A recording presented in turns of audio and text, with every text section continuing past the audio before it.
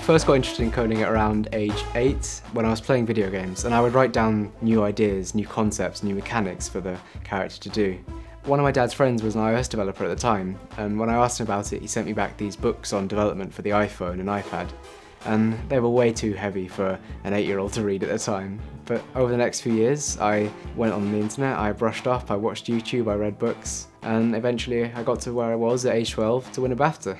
I got to here, launching my first game for Apple Arcade.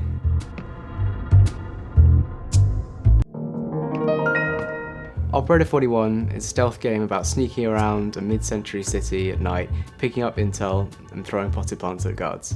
I designed it inspired by games I played growing up, 50s and 60s, spy shows. I tried to incorporate the kind of design from that era, and the feeling of sneaking around really comes from that, but also keep it updated and keep it modern.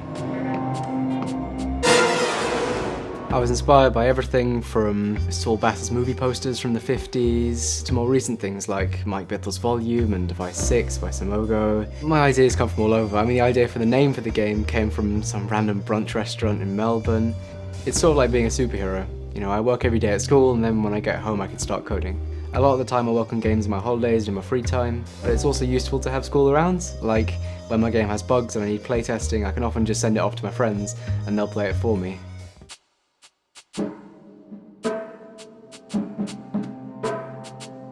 I think it's important when you're designing a game to play as much as you can, because you can kind of learn from others' designs and solve your own problems that way.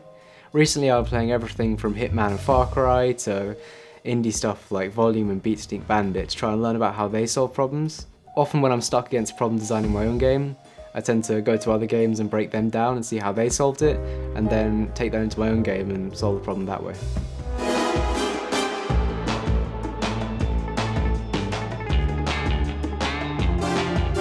I wanted to make a much bigger game than I'd ever made before, but traditionally if you want to make a big game you have to go to console, and with console there's thousands of dollars on dev kits and publishing fees. It takes months to get any game through.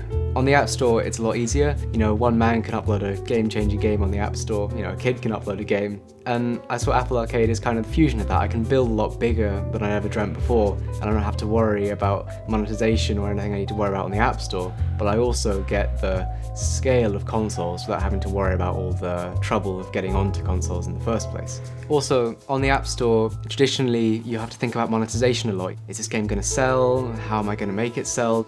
Apple Arcade's a completely new way of thinking. It changes how I need to design. I only design the best game I can. When people first came to the phone, they started putting on fake joysticks and buttons on the screen and trying to move the controller to the phone, when what really needed to be done was a complete redesign, and building games from the ground up for the phone has really been where we've seen the best games come out. Things like Monument Valley and Florence that you could never have seen on a traditional console. I think for Apple Arcade it's the same thing.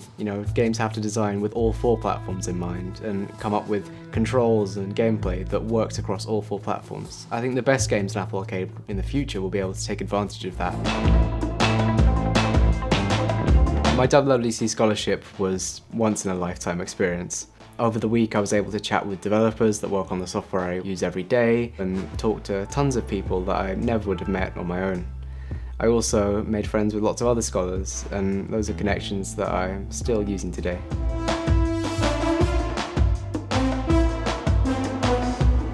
Now is the most exciting time in games history.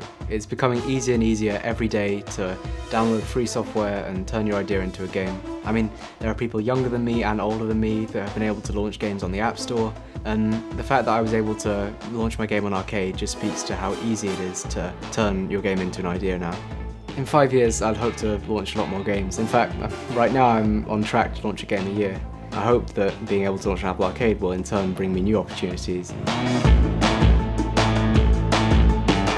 I like to think of games as the ultimate medium, because as well as working on a game, I'm working on art, I'm working on music. At the end of the day, I'm making them out of passion, I'm making them out of my love for games.